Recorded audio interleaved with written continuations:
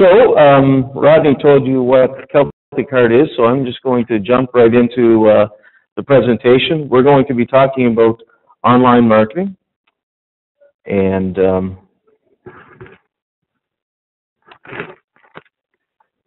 this that you see here is called the marketing funnel, and how this works is you're trying at the start to get everybody going into the funnel. These are people that could be potential customers, visitors, or whatever. So at the top of the funnel, you're creating awareness to try to get people to find out about you. And as you go down through the funnel, then there's consideration where they're giving your product or your experience consideration. And then conversion, you're converting them to actually buy. And then you get to loyalty and advocacy. I'm not going to go into those two as much, but we're going to focus mainly on the top three. So we'll start with creating awareness. So for the Celtic Heart, we create awareness in a few different ways. SEO, search engine optimization, content development, which actually fills a couple of roles, pay-per-click advertising, and online marketing. So I'll get into each one of those. All right, so Tom told me to focus on tools and tips, so that's what we're going to do today. So this just shows you a screenshot of the Celtic Heart website, and in terms of search engine optimization, we worked with a specialist to help us with this. There's a couple of things in terms of tools and tips that you should be aware of. At the very top of the page, there's a page title. It's very important to have keywords in there, the terms that people will use to try to find you. So we have things like Gaelic culture and Celtic and so forth in there. Next arrow there is the URL. So we have Celtic in the word. Celtic is one of the words that people will use. But if you go through to the various pages within the site, you would see other terms that are used within the URLs. Then down the next one near the bottom, Cape Breton Island, the Celtic Heart of North America, that's a page header. So when you have a header on your page, you want to have a URL in there. So Celtic and Cape Breton are the two things that this page is really optimized for. And then finally, throughout your body content, you want to make sure that that your keywords are there as well. I could go on and do a whole presentation on search engine optimization. There's other people actually that could do it a lot better than me, but that's just a couple of tips. If you make sure that your titles, URLs, your page headers, and your content have those keywords in there, well, that's going to help you get ranked better. All right, content is another area, and one of the things that we do, we're involved in creating new content and putting it out there. So things like a calendar of events where we would list anything that's to do with Celtic or Gaelic culture on the island would be listed in our calendar of events. So we're always adding new content to the website. Another way is through our blog. So we have 3 bloggers. This is a posting by Max McDonald. Many people will know. And so you want to make sure that you're optimizing as well for search engine optimization with your keywords when you're placing content. And so Max has a blog post there, A Taste of Celtic Colors. As you can see on the right-hand side, there are tags that we have, a lot of the keywords that show up. They are being posted there, and then each blog post has tags. So again, we're making sure that keywords are in there, and when you're creating more content, that puts more on the web, and it's more ways that people can find you and find your website. They might be searching for something that's a little obscure that you're not necessarily optimizing for, but the more content you have there, the greater chance that you're going to get found. All right, online pay-per-click advertising is something that we've done a fair bit of. In the initial year of Celtic Heart, we did a fair bit of traditional advertising in print media and things like that. We're focusing on people who have a specific interest in things like Celtic music or Gaelic culture.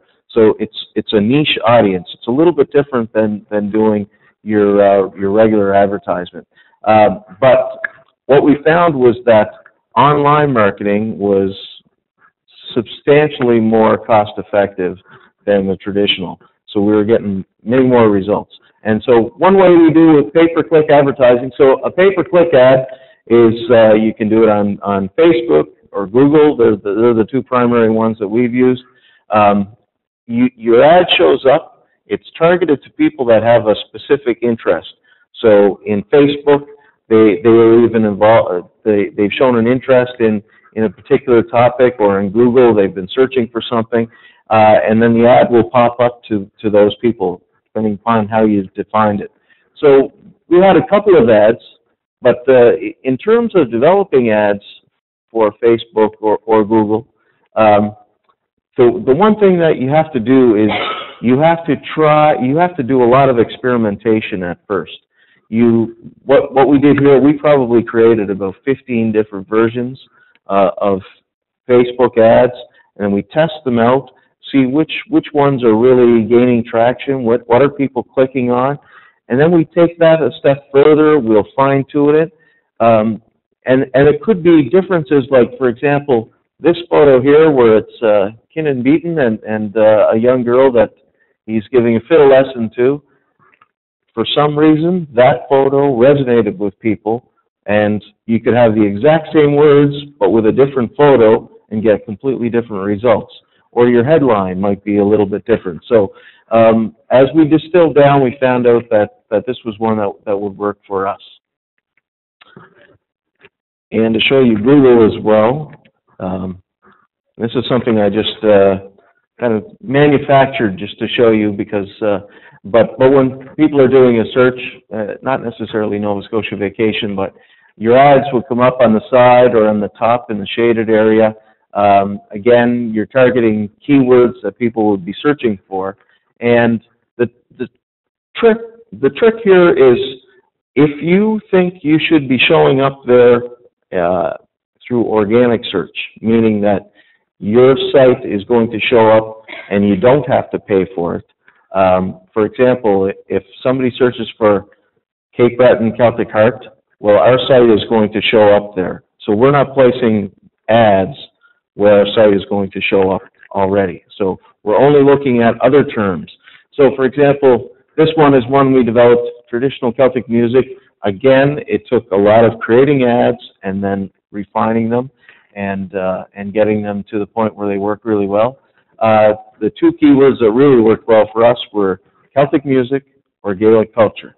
So this was an ad that really was targeted to Celtic music that drew a lot of people to our website. Between Google and Facebook, we got close to 20,000 visits through to our website. And that's just 1 year. Online advertising, we've done a number of different forms of online advertising. This just shows you a profile that is on cbisland.com, Destination Cape Breton's website. There are some great opportunities there on both cbisland.com and novascotia.com that I would encourage everyone to check out. There are some free opportunities to get listings, but then there are also some paid opportunities. But the paid opportunities are a really good investment. We've seen from both websites that a lot of the traffic has come through to our site, and they're very cost effective. So I encourage you to look into both of those. On to the next part of the funnel, which is consideration. And what we're really doing with consideration, when you're getting people to think about whether they'd want to come here for a visit. And so you're taking them to a little bit more of a level of engagement. So you're engaging the potential visitors. So a couple of ways we do that: website, social media, content again, email marketing, and live streaming. and we'll go through each one of those. So our website, I showed it before. We just redesigned the home page, and I'm not going to go into it, but we have the Facebook widget that would be further down the right-hand side, Twitter feed, and so we have kind of a one-stop portal there for everything in terms of the Celtic Gaelic culture on Cape Breton Island. So we invite people to get in there and learn more about what there is to experience. Facebook, and Amy is our Facebook specialist that works with Celtic Heart, and I've just taken a clip of one post that she put just the other day up on the Facebook page. This doesn't get your toes tapping. You're wishing you were heading to a dance hall with us tonight. I'm not sure what will. And so it's a clip there of the famous Beaton Sisters playing at the Celtic Colors Festival Club stage at the ECMAs.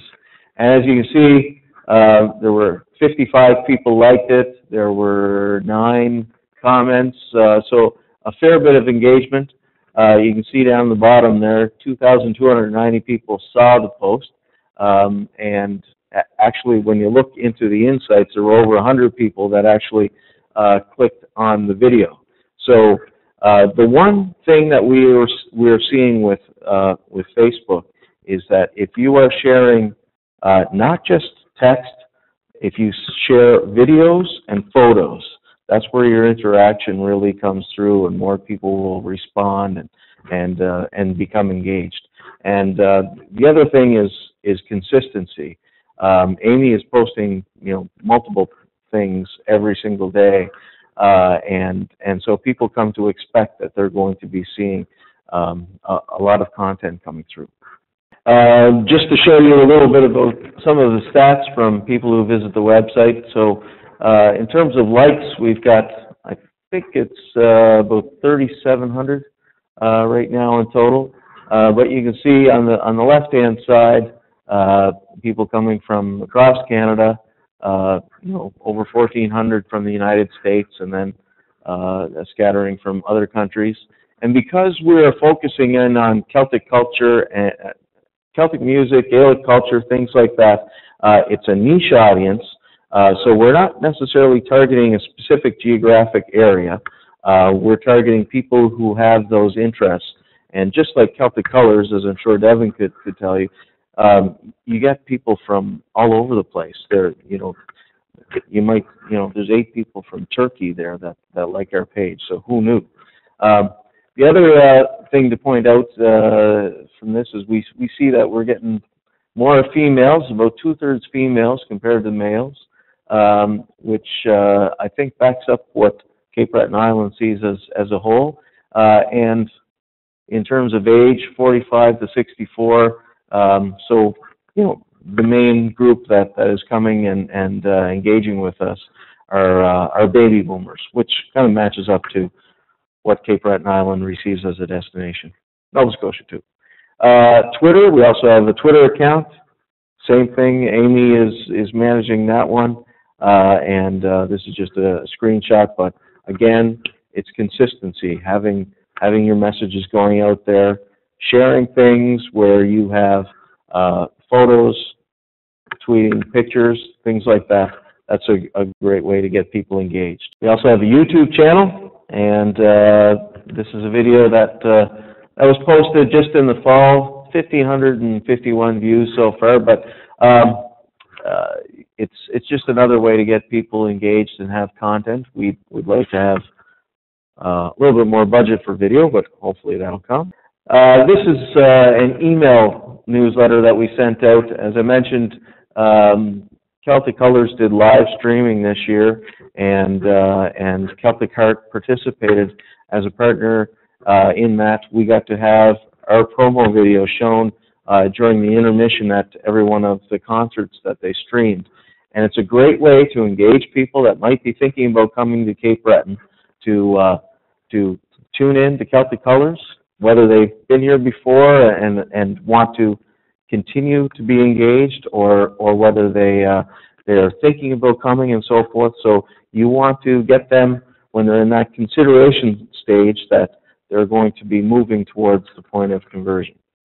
And just to show you, by the way, this is fairly typical. So this was sent out to over 3,700 people that we have in our email database, and over 1,000 opened it. That's fairly typical for email. Email, you'd like to think that everybody's going to open every email that you send, but if you get about 30%, you're doing pretty good. From what we've seen, that's a fairly good response. And then you can see 347 people clicked the link. So hopefully they were going to check out those concerts. The great thing about this too is once you've built the list, it's very inexpensive to then communicate with those people and send them information. So conversion, I'm going to jump through this pretty quickly. Packages, experiences, travel planning tools. So we tried our hand at packages. It didn't really get us great results. We're now focusing on working on experiences, and that seems to be the way that the tourism industry is moving. And again, there are some great options that are available on novascotia.com or cbisland.com. This is one that Cape Breton Centre for Craft and Design has, just an example of an experience that is posted on novascotia.com. I believe these are free of charge to post there. So there are ways to get your experiences out there. So this is something that Celtic Art will be focusing on going forward. The other thing is when people do make the decision to come to the island, we give them travel planning tools. In paper form, we have the Celtic Experiences map that they can pick up at any of the member sites or any of the VICs. But we also produced a mobile app. I'm not totally sure, but this, I believe, was the first tourism-focused mobile app that was created in Cape Breton for the Celtic Art. And so when somebody gets here, we're encouraging them to get the mobile app and to search around, and this will help them while they're on the island find out what's nearby, what's going on tonight, where's the square dance on Saturday, those sorts of things. So we're trying to provide them with all the information that they'll need, and hopefully they'll stay longer. Just to give you a quick snapshot, this is just the sales from the Apple-type apps, the iPhone and iPad apps. But this shows you where we are in terms of how many app downloads per week for the past couple of months. But we average, we're up to about, just last week, we're up to close to 30, but it averages about 20 app downloads per week. So when you think about that, we're really not even near the high season. We're getting quite a few people downloading the app. There was about 1,500 people downloaded it last year. So it is being downloaded and being used. So we see that as a really good thing. And we encourage people to download the app. On the left-hand side there, that is the back cover of the Celtic Art Experience map. We've got a QR code and encouraging people to go there where they can get a link to just go download the app for free. This is a Doers and Dreamers guide that will be coming out, so if anybody has a Doers and Dreamers guide and is traveling around, we're also encouraging them there to go on the URL code and download the app. The Celtic Art program, we do the same thing. So it's important to have your traditional media, brochures and advertising and things like that linking to your online presence. And I think that's as far as time will allow us to go. But basically, in terms of the loyalty and advocacy, we have the Celtic Art program is really relying upon its partners to deliver that. And you can see it when people are coming to Highland Village or Gaelic College or Celtic Colors. That's where they're really experiencing the magic of what we have to offer, and they'll get more engaged, and we stay in contact with them through things like social media or the e-newsletter, and hopefully we're encouraging them, giving them reasons to come back again and to become ambassadors. Celtic Colors put out a call, I believe it was on the discussion forum, which used to be there. A couple of years ago, they went to the Milwaukee Irish Festival and put out a call, is there anybody that can come and help us work this booth? And volunteers came, were people that came to visit Celtic Colors and would come back year after year. And so they have all these ambassadors out there who came and worked the booth, didn't have to fly somebody from Cape Breton, and these people know it just as much as we do now. So that just shows you what can happen in terms of advocacy. So that's it. Any questions? Second question, who creates mobile apps? We worked with a company that specializes in creating tourism apps. They're in Toronto, called Discovery Anywhere Mobile, and they actually also partnered on the app for the Center for Craft and Design. Pardon me? The cost of the overall project was probably in the range of $10,000. Yeah. Okay, we need to wrap it up. Thanks everybody for attending, and thank you, Terry, for your presentation. My pleasure.